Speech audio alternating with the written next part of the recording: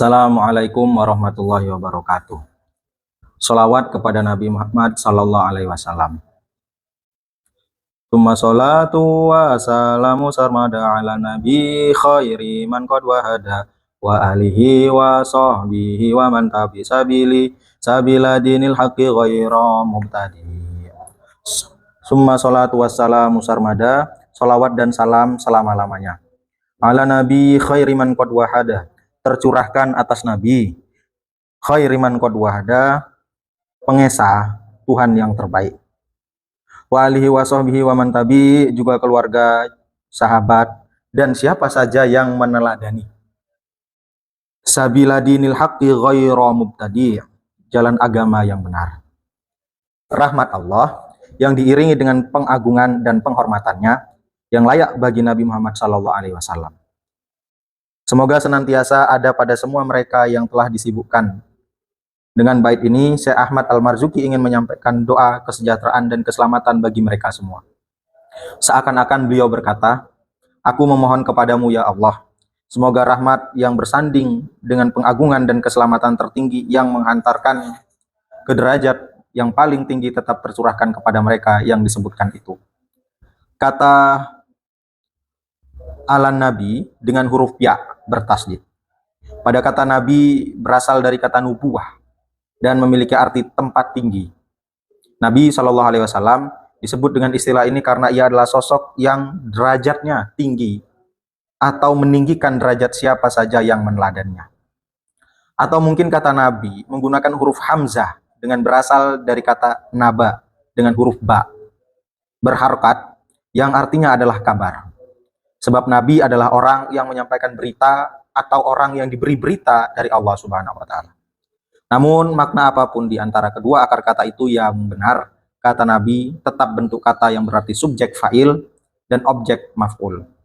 Syekh Ahmad Al-Marzuki menggunakan kata nabi bukan menggunakan kata rasul karena ingin mengisyaratkan bahwa Nabi Muhammad SAW berhak atas segala salawat dan salam dengan sifat kenabiannya. Sebagaimana beliau juga berhak memperoleh keduanya dengan sifat pengemban risalah. Hal ini sesuai dengan firman Allah Subhanahu wa taala, "Innallaha wa malaikatahu yusholluna 'alan nabi ya ayyuhalladzina amanu shollu 'alaihi wa sallimu taslima." Sesungguhnya Allah dan malaikatnya berselawat untuk nabi. Hai orang-orang yang beriman, berselawatlah kalian untuk nabi dan ucapkanlah salam penghormatan kepadanya. Quran surah Al-Ahzab ayat 56. Membaca kata khairi dengan harokat dhammah atau yang paling utama karena ada unsur pengagungan agar nama mulia Rasulullah juga ikut ditinggikan sebagai kata pokok dalam kalimat sebagaimana sang pemilik nama juga ditinggikan sebagai pilar utama segenap makhluk.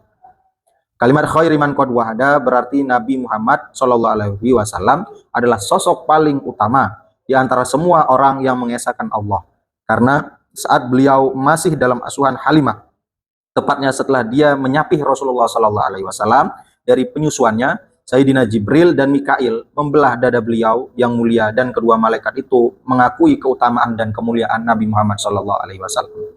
Ketika kedua malaikat itu membandingkan keutamaan Rasulullah sallallahu alaihi wasallam dengan keutamaan manusia lain, ternyata keutamaan beliau mengungguli keutamaan 1000 tokoh mulia dari kalangan umatnya.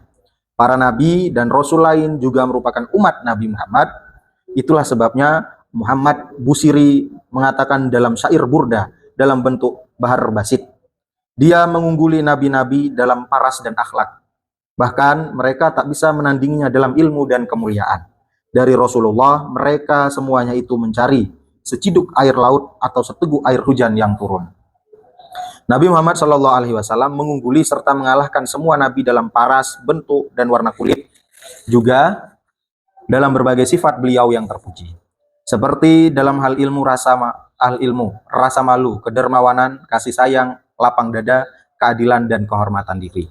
Bahkan tidak ada seorang pun di antara para nabi yang dapat menandingi derajat Rasulullah. Bahkan para nabi dan rasul itu justru mengambil kemuliaan dari Nabi Muhammad. Seperti orang yang menciduk air dari laut atau meminum air hujan yang terus-menerus turun. Lautan dan hujan di sini adalah kiasan dari ilmu dan kemurahan hati Nabi Muhammad SAW. Kata keluarga di bait ini berarti semua orang mukmin termasuk para nabi dan umat-umat mereka. Sementara sahabat pada bait ini adalah orang-orang yang pernah berkumpul dengan Nabi Muhammad. setelah beliau menjadi Rasul dengan keadaan mereka beriman walaupun saat itu belum ada perintah dakwah. Mereka adalah orang-orang yang bertemu Rasulullah dalam keadaan beliau masih hidup di bumi, meskipun dalam keadaan gelap atau mereka buta atau mereka tidak merasakan keberadaan Nabi. Bisa juga pada saat bertemu Rasulullah mereka belum balik, ghairu mumayyiz, hanya sekedar lewat di dekat Rasulullah atau sedang tidur. Sahabat juga adalah mereka yang tidak pernah berkumpul dengan Nabi Muhammad SAW, tapi pernah melihatnya. Nabi pernah melihat mereka, sekalipun dalam jarak yang jauh dan hanya sebentar. Ibnu Ummi Maktum dan semua tunanetra yang semasa dengannya juga termasuk sahabat. Dia mendapatkan nama kunyah yang diambil dari nama ibunya karena ia tidak bisa melihat. Sedangkan nama aslinya adalah Abdullah. Dia adalah seorang muazin Rasulullah SAW.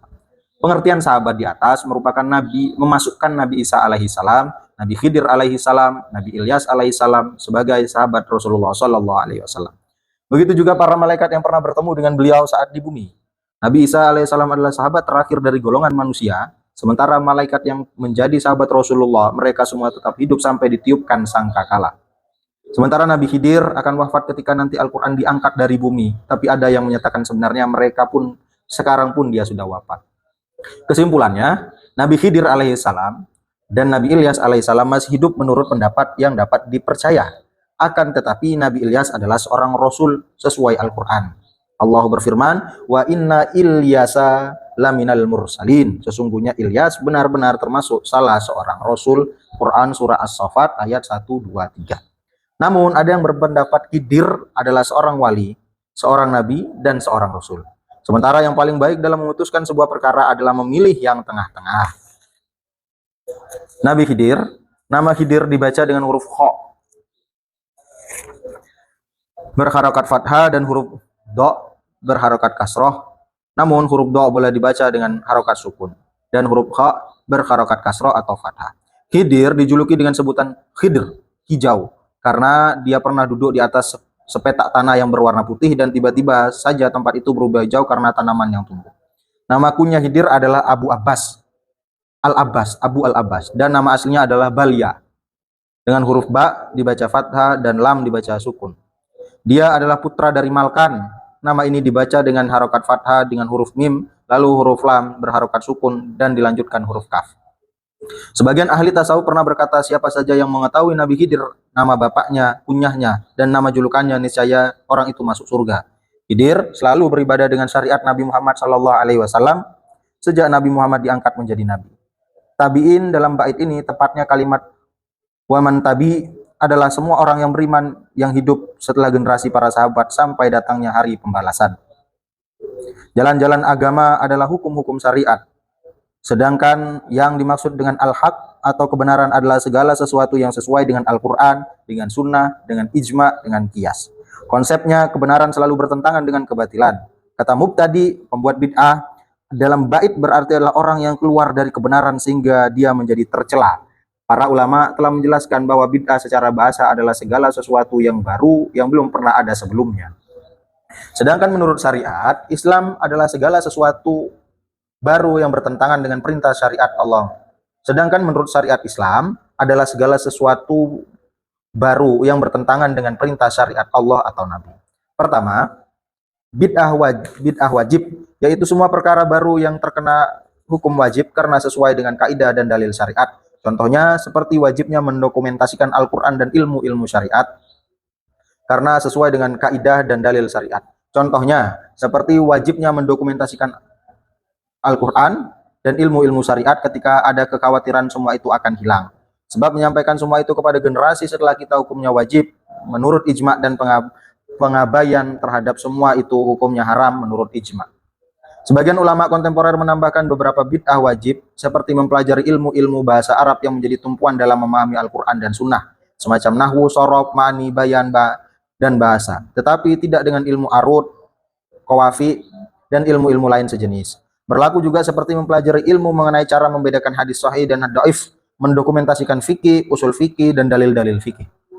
Atau upaya menolak paham Qadariyah, Jabariyah, Murji'ah, Mujasimah. Jika memang hal itu diperlukan, sebab hukum menjadi syariat adalah fardu kifayah. Sebab hukum menjaga syariat adalah fardu kifayah ketika telah melampaui fardu ain dan penjagaan terhadap syariat hanya dapat dilakukan dengan itu.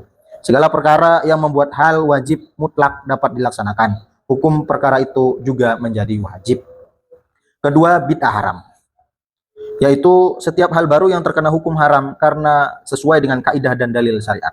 Contohnya, seperti menetapkan cukai, mendahulukan pendapat orang bodoh daripada ulama, memberi jabatan syariat kepada orang yang tidak layak untuk jabatan itu hanya berdasarkan suara orang banyak, atau membuat alasan yang menyatakan bahwa jabatan tersebut pantas untuk bapaknya, padahal bapaknya bukan orang yang ahli dalam bidang itu.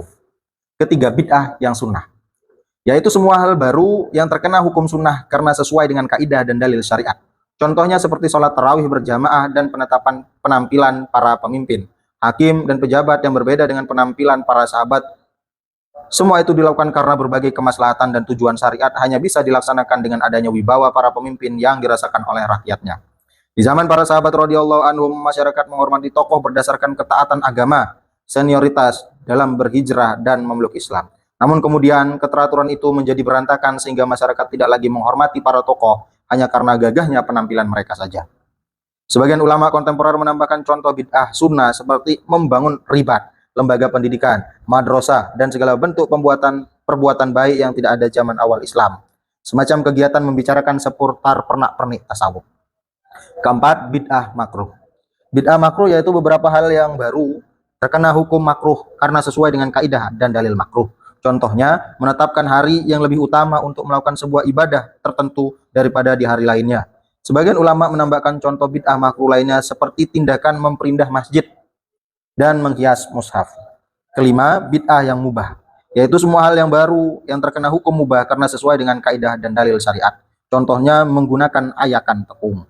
Di dalam asar diriwayatkan bahwa bid'ah pertama yang dilakukan mereka sepeninggal Rasulullah SAW adalah penggunaan ayakan tepung. Sebab tindakan mempermudah dan memperbaiki kehidupan termasuk perkara mubah, sehingga semua hal yang menjadi sarana untuk mencapai hukumnya juga mubah. Demikian yang diriwayatkan oleh Ibrahim al-Laqani. Ibnu Hajar menjelaskan di antara perkara mubah adalah menambahkan kelezatan makanan dan minuman.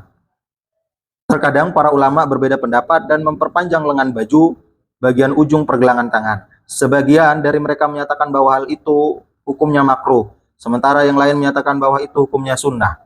Contoh bid'ah mubah lainnya merupakan Syekh Izzuddin bin Abdussalam adalah berjabat tangan setelah sholat asar dan subuh.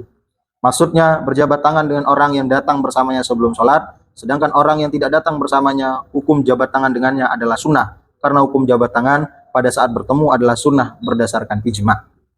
Ketika suatu perkara mendapat hukuman khusus karena suatu keadaan tertentu, tapi tidak pada keadilan lainnya, hukum khusus itu tidak dapat menjadikan keadaan lainnya sebagai hal yang dihukumi sama. Wallahu a'lam bishawab. Assalamualaikum warahmatullahi wabarakatuh.